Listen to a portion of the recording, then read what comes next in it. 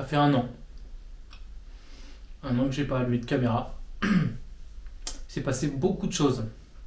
La première chose, déjà j'ai menti. On va pas se revoir pour rouler. Donc désolé. Pour l'instant. La deuxième chose, c'est que j'ai déménagé. J'habite plus en Seine-et-Marne maintenant. J'habite en Haute-Savoie. Là, il y a plein de montagnes et tout. C'est sympa comme cadre. La troisième chose, c'est qu'on se revoit pas pour le S4, ni pour le Max ECU. C'est pas abandonné, mais ça sera fait dans d'autres temps. Parce que il y a un nouveau projet. Pendant le déménagement, j'ai le tableau blanc qui me servait à écrire et tout. Il était complètement mort. Donc là, la petite intro vite fait que j'ai faite, c'est pour. J'ai été acheter un nouveau tableau blanc, comme ça je vais pouvoir expliquer un peu tout ce que je veux faire sur le nouveau projet. Et le nouveau projet, on va en parler maintenant. Déjà, avant tout, avant de commencer toutes les explications, je voulais faire une petite aparté sur le fait que moi, je suis pas vidéaste. Les vidéos, j'en fais par pulsion, dès que j'ai envie. Il n'y a pas de contexte. Voilà. Donc s'il y a des coupures très longues, je suis vraiment désolé, mais je vais pas allumer une caméra pour faire des trucs vite fait comme ça, quoi. Donc là, j'avais une idée avec cette voiture que je vais présenter. Donc là, je me suis dit que c'était le moment de faire une petite vidéo. J'ai pas abandonné les vidéos sur le Max ECU, de toute façon, on va devoir y revenir pour celle-là. Mais voilà, c'était juste la petite aparté. Moi, c'est pas mon métier. Je travaille tous les jours. Et donc, je fais ça quand j'ai le temps. La deuxième chose, c'est que dans la 100 S4, c'est un 5 cylindres 2 litres 2. Très connu, c'est le moteur de groupe B. C'était mon moteur de rêve, mais pas ma voiture de rêve. Moi, ma voiture de rêve, c'était un peu les Audi Quattro Sport dans S1E2 de rallye, là, qui crient à la mort, sauf que bon, c'est inachetable. Et ce qui s'en rapproche le plus, c'était les Audi S2, RS2 ou les choses comme ça, ou les Quattro UR. Mais c'est super cher. Donc, il fallait trouver une alternative. Et l'alternative pas chère, c'est l'Audi 80. Audi 80. Mais, nuance, l'Audi 80 elle existe en plein de modèles différents. Déjà en coupé, comme la S2. Sauf que j'aime pas le style, j'aime pas l'arrière. C'est pas beau, avec le petit becquet là. Tandis que il y a la 80 berline qui existe en traction, en quattro, et une édition très spéciale. C'est la Quattro Compétition, qui est celle-là. Il n'y en a que 2500 exemplaires dans le monde. Pourquoi ? Parce qu'elle a servi à Audi à s'engager en DTM dans les années 90. Donc c'est assez rare comme modèle. Donc pour en trouver une, j'ai galéré de ouf. J'ai balayé l'internet européen complet. J'ai fini par en trouver une sur Benzine, aux enchères, en Pologne. Et donc là, je suis en train de finir de l'importer. Elle est là.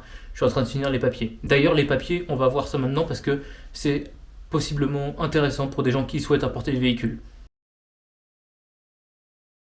Voilà, donc j'ai listé les quelques trucs pour importer que j'ai dû faire pour importer cette voiture. Sachant que c'est la première fois que j'importe une voiture.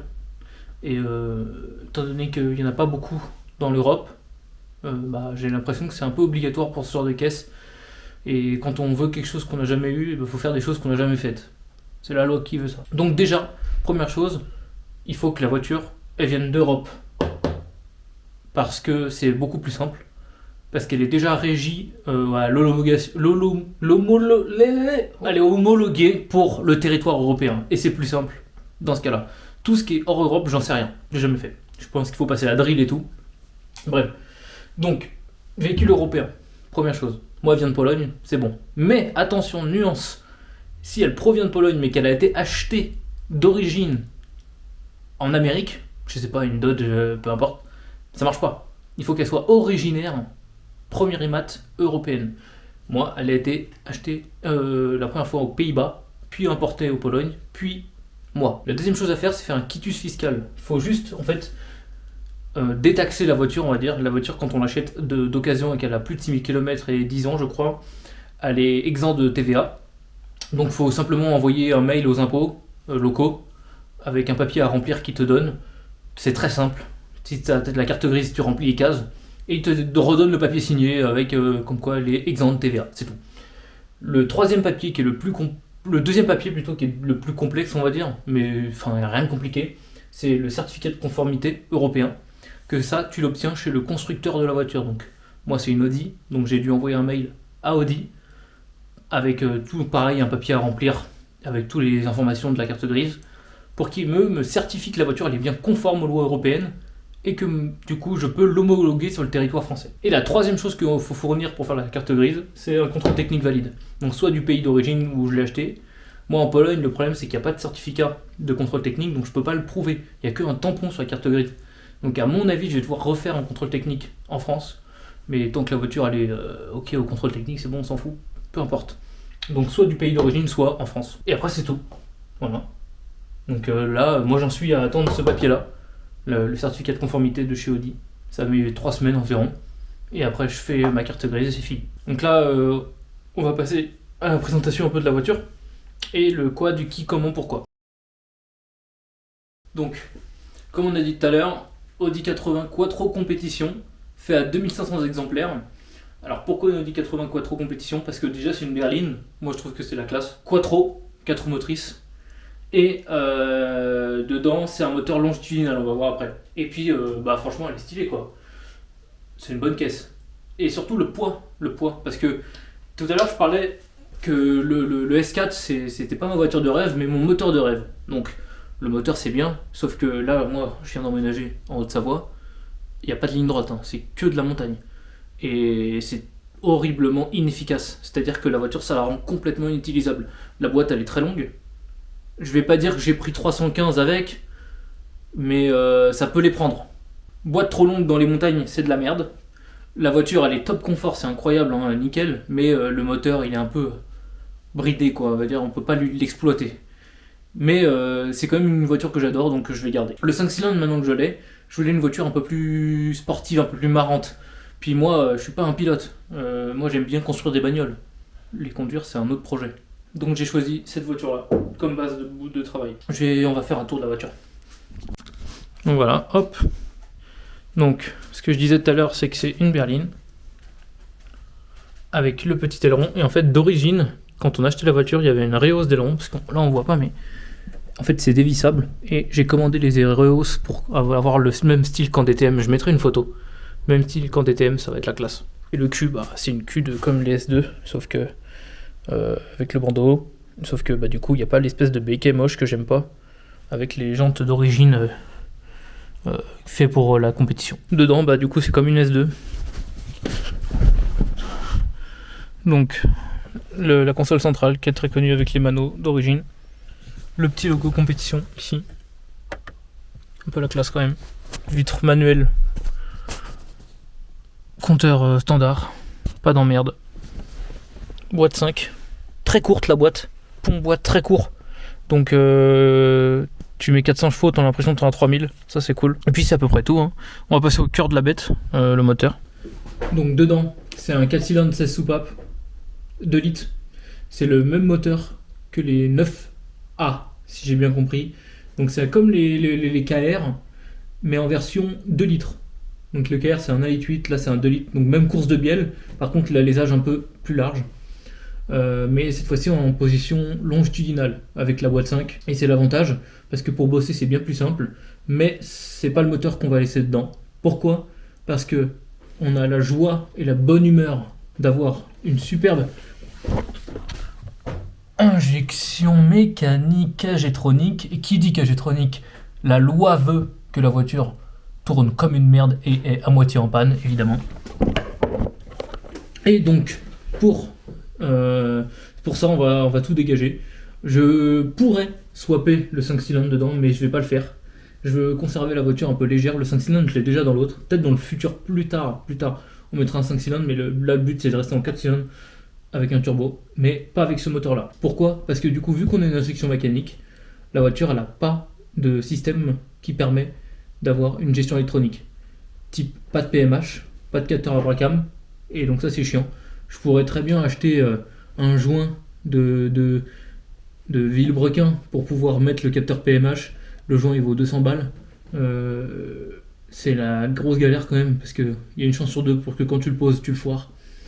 Là j'ai eu l'occasion de trouver un moteur ABF donc qui est sensiblement le même, c'est juste que la course de bielle qui change.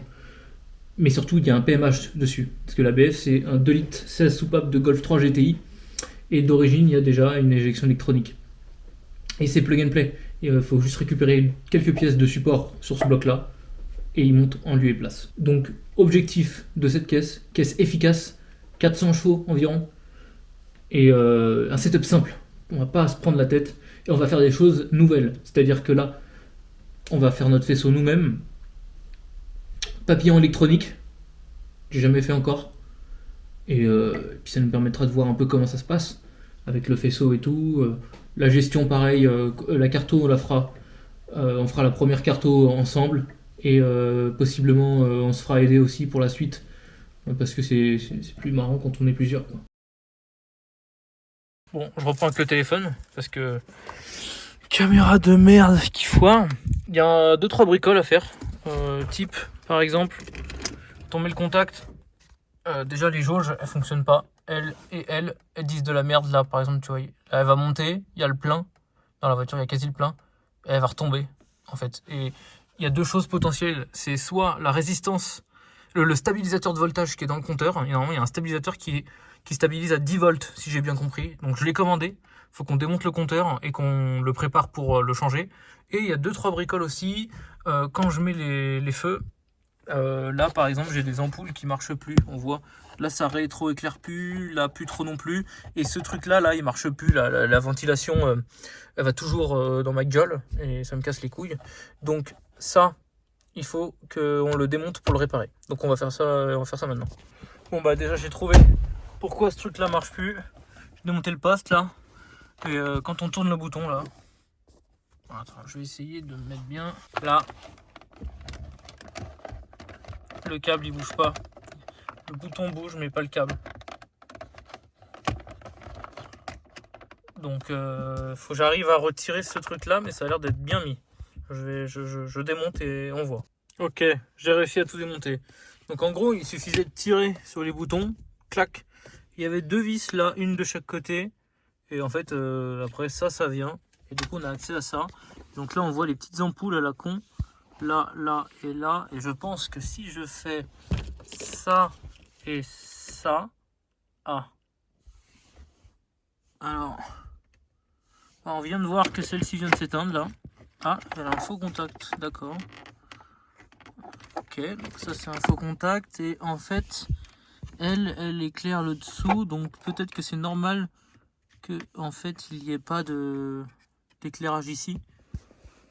Bah... je vais voir pourquoi elle a un faux contact et je remonte pour tester. C'est parti un peu en couille, j'ai tout démonté. Alors, récap. Ça, c'est bon, l'éclairage. Par contre, ce truc-là, en fait, il marchait pas, mais je me suis rendu compte que c'était la commande qui était pétée. Là. Donc, quand j'ai pris celui qui allait là, je l'ai mis là, ça fonctionne, on voit le câble derrière qui bouge. Voilà. N'empêche que il y a quand même un truc de bizarre, c'est que ça sort bien d'en haut ici. Par contre, dès que je mets les pieds, ça sort là. Et le câble, il part tellement loin là-bas, là, l'espèce de truc qui tire, que je crois qu'on va laisser ça comme ça. Moi, ce qui m'importait, c'était surtout le dégivrage du pare-brise. Que ça aille sur ma gueule ou les pieds, je m'en fous un peu, en fait. C'est pas grave. Sachant que cette caisse, elle a la clim de série. Et je vais tenter de la garder avec la prépa. Ça va être chaud, mais c'est pas impossible. Et j'ai l'impression que ce qu'on voit derrière là, ça c'est le calculateur. Je suis pas sûr, faudra que je vérifie sur internet. Mais si ça c'est le calculateur, pour l'atteindre, ça va être une misère. À mon avis, il faut démonter la boîte à gants. J'espère qu'il faut pas enlever le tableau de bord. Mais pour le sortir de là, ça va être chiant. Sachant qu'il faut enlever tout le faisceau moteur et tout, j'espère que ça va pas être une galère. On verra ça, on va voir au démontage. Donc pour résumer, le compteur je l'ai là, il est derrière là. On va regarder pour faire le petit stabilisateur de tension. J'ai retiré le volant parce que le volant 4 branches dégueulasse, ça dégage. Je vais mettre un volant 3 branches qui est connu là sur Audi. Et puis c'est à peu près tout. C'est à peu près tout. Ça fonctionne. La jauge et tout, on verra que avec le compteur. Sinon on démontera dans le réservoir pour aller voir. Déjà dans un premier temps, C'est déjà pas mal. J'ai reçu le petit stabilisateur de voltage pour le compteur. En gros, ça ressemble à ça. C'est un peu comme un transistor, mais version... ouais. C'est un kit pour le changer. Donc là, on va voir sur le compteur. Alors, attends, faut que je relance la caméra. Hop. Donc en fait, sur le compteur, il est situé juste là, ici. Donc je vais le changer et après, comme ça, on teste dans la voiture pour voir si les deux manos refonctionnent.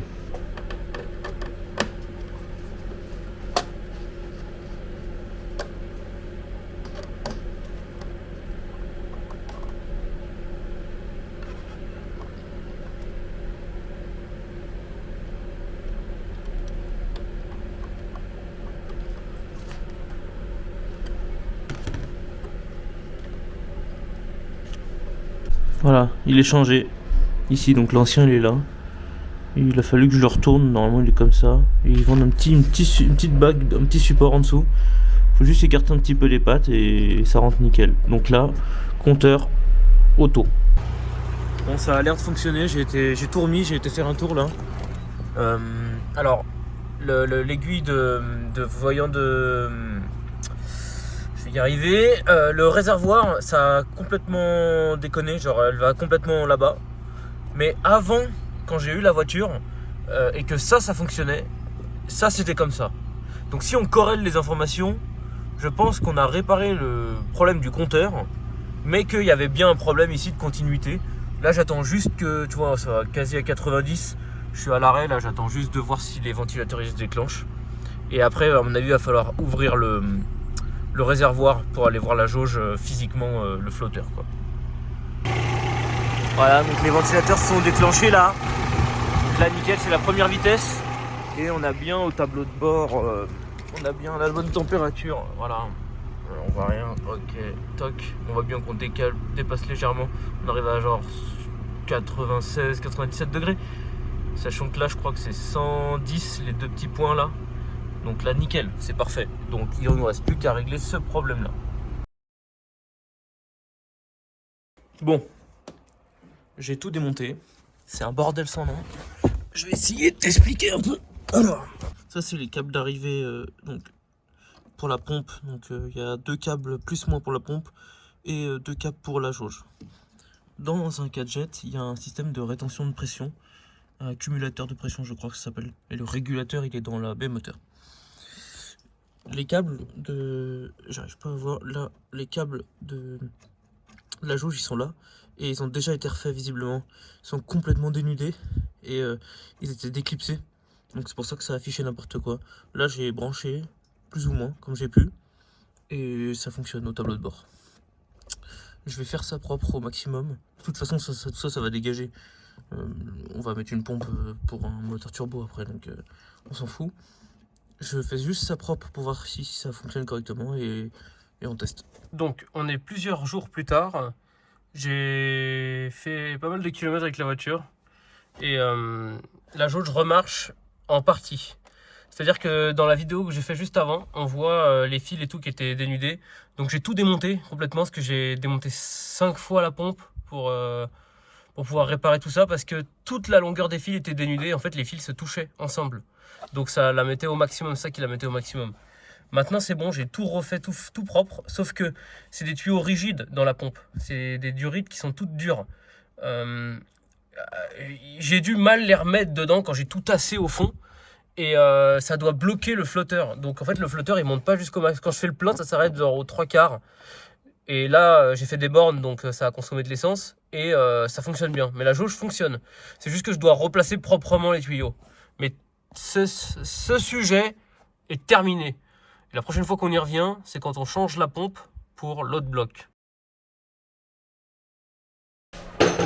Faut savoir que cette voiture en DTM, quand elle était engagée, elle ressemblait pas du tout à ça. J'avais mis une photo, je crois, tout au début, avec la gueule que ça a vraiment en DTM. Ça a pas du tout cette gueule-là. Les ailes, elles sont complètement élargies et tout. Et il y a une subtilité, c'est qu'il y a l'aileron qui est beaucoup plus haut. Et normalement, quand on achète la voiture, le kit de rehausse d'aileron est vendu avec. Sauf que bon, cette voiture elle est sortie en 1994.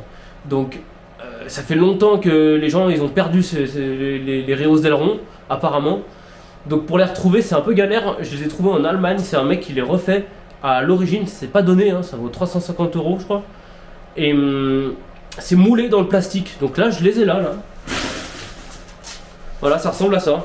Donc c'est un plot qui vient sur la carrosserie ici et l'aileron il est vissé dedans là, avec 2 vis.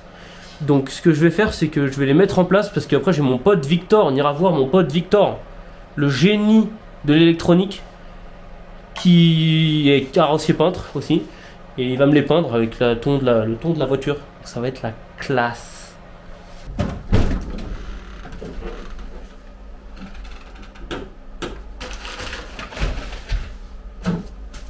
Ça fait grave flipper, genre le truc il s'ouvre grave comme ça.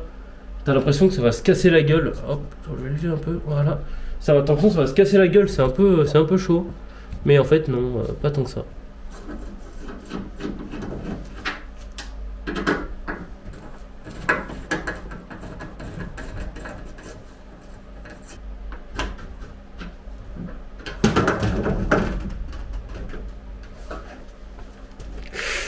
J'ai pas pété la vitre, j'espère.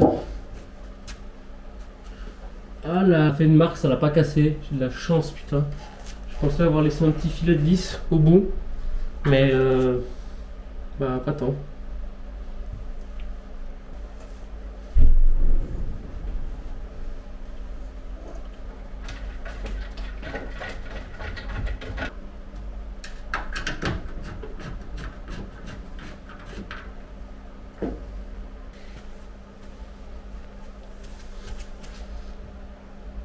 C'est la classe.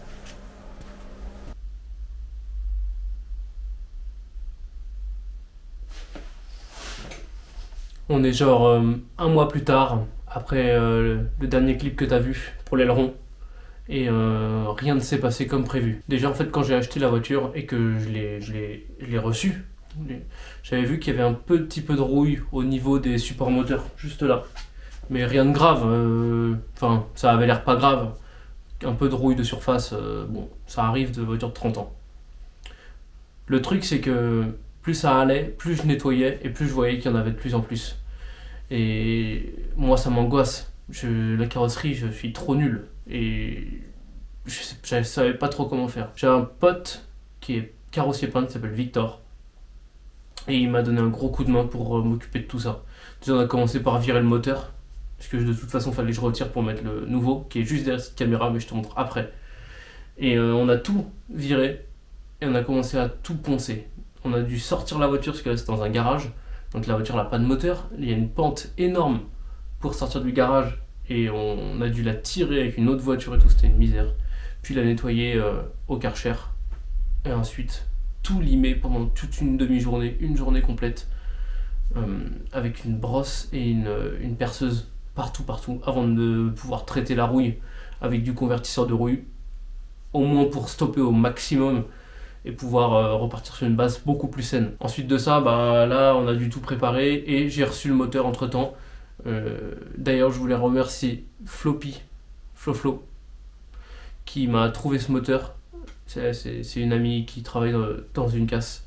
J'ai eu pour vraiment pas cher et puis ça m'a permis de pouvoir avoir l'ABF qui est pas forcément si simple à trouver que ça. Le swap sur cette voiture il est vraiment pas compliqué, c'est à dire que toutes les pièces de l'un va sur l'autre et inversement. Il y a eu quelques subtilités mais qu'on verra plus tard. Là le but étant de faire démarrer la voiture le plus vite possible. Je te fais un petit tour du moteur rapidement et après on arrêtera cette vidéo et on entamera tout le reste sur la prochaine. Ça c'est le moteur d'origine. Du coup, on l'a tout démonté et on voit bien ici qu'en fait, il n'y a pas de capteur PMH vu que c'est un moteur avec un 4 jet d'origine. Donc c'est quasi le même. Hein. Il est un peu plus court le bloc et le vilo est plus long. Donc c'est quand même un 2,16 litres, sauf que les bielles sont plus courtes et le vilo est plus long. Voilà, c'est juste ça qui change. Tout le reste c'est pareil, les ancrages des supports moteurs, tout est identique, mais il n'y a pas de PMH. Donc la solution qui existe, c'est de mettre un joint ici avec un capteur PMH intégré, mais ça vaut vraiment cher. pour ce que c'est, et puis t'as une chance sur deux de le foirer, et puis en plus quand tu le redémontes il est mort.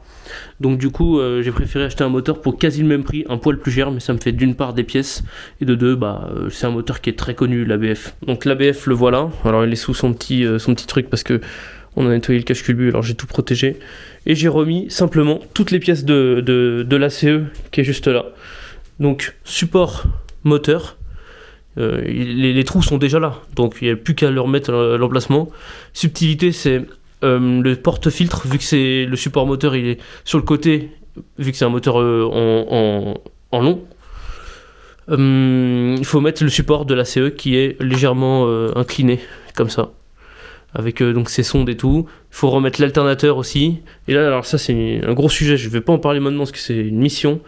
Le sujet de l'alternateur et de la pipe d'eau pour pouvoir passer l'eau de collecteur. C'est un peu la merde. Pareil, donc là, anti-couple à l'avant, pulley dumper. Après tout le reste, c'est tout pareil. Et le support moteur de l'autre côté. La subtilité qu'il y a aussi, c'est au niveau du carter. Vu qu'il y a le berceau en transversal, en longitudinal, je veux dire. Donc il faut remettre pompe à huile de la CE. Et le carter que j'ai acheté, il est juste là-bas. Pour que ça passe et que ça tape pas dans le berceau. D'un point de vue global, ce moteur il est vraiment propre. Les prochaines étapes, c'est juste de finir leur montage et ensuite de le mettre dans la voiture, faire le faisceau et ça démarre normalement. La baie moteur, je te la montre vite fait. Donc en gros, si tu veux, il y avait des points de rouille un peu partout. Là, on peut les voir. Donc tout a été traité. Toc. Donc c'est vraiment propre. La boîte, tout nickel. Et on a commencé à faire le faisceau, donc on a coupé toutes les câbles qui servaient à rien et laissé uniquement les câbles qui étaient utiles. Et tout le reste de toute façon on va tout reprendre. Et d'origine c'est un moteur qui n'a pas d'injection électronique, donc du coup il n'y a pas vraiment beaucoup de câbles. On a juste à reprendre tous ceux qui vont au compteur et les choses de l'habitacle, mais tout le reste ça dégage. Conclusion pour cette vidéo, c'est fini, déjà c'est déjà pas mal. Il nous reste beaucoup de boulot, mais ça devrait démarrer. Prochaine vidéo, j'aimerais bien qu'on puisse au moins sortir la voiture pour aller faire un petit tour. Donc la prochaine étape, moteur, on finit de remonter tout le bloc, on le met dans la voiture, on fait le faisceau et max ECU, carto, c'est parti. Donc prochaine vidéo, on fait un petit tour.